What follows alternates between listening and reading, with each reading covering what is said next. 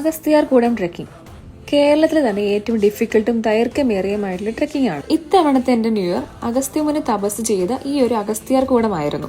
3 ദിവസം നെറ്റ്വർക്ക് ഒന്നും ഇല്ലാതെ തന്നെ നമ്മൾ കാടിന്റെ മനോഹാരിത ഇങ്ങനെ അനുഭവിച്ച് നടന്ന് ആനയുണ്ടോ കരടിയുണ്ടോ എന്നൊക്കെ നോക്കി നടന്ന ദിവസങ്ങളായിരുന്നു.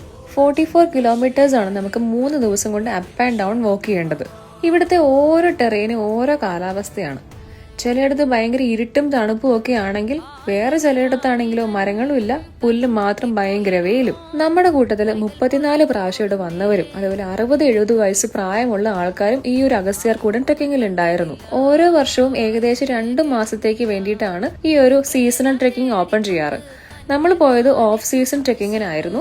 അപ്പൊ ഇത്തവണത്തെ സീസണൽ ട്രെക്കിംഗ് സ്റ്റാർട്ട് ചെയ്യാറായിട്ടുണ്ട്. അപ്പൊ അതിന്റെ ബാക്കി ഡീറ്റെയിൽസ് എന്ന് സ്റ്റാർട്ട് ചെയ്യുന്നു, എങ്ങനെ നിങ്ങൾക്ക് ഇതിനകത്ത് ബുക്ക് ചെയ്യാം എന്നുള്ള ഡീറ്റെയിൽസ് ഒക്കെ നെക്സ്റ്റ് വീഡിയോയിൽ ഞാൻ ഷെയർ ചെയ്യുന്നതാണ്.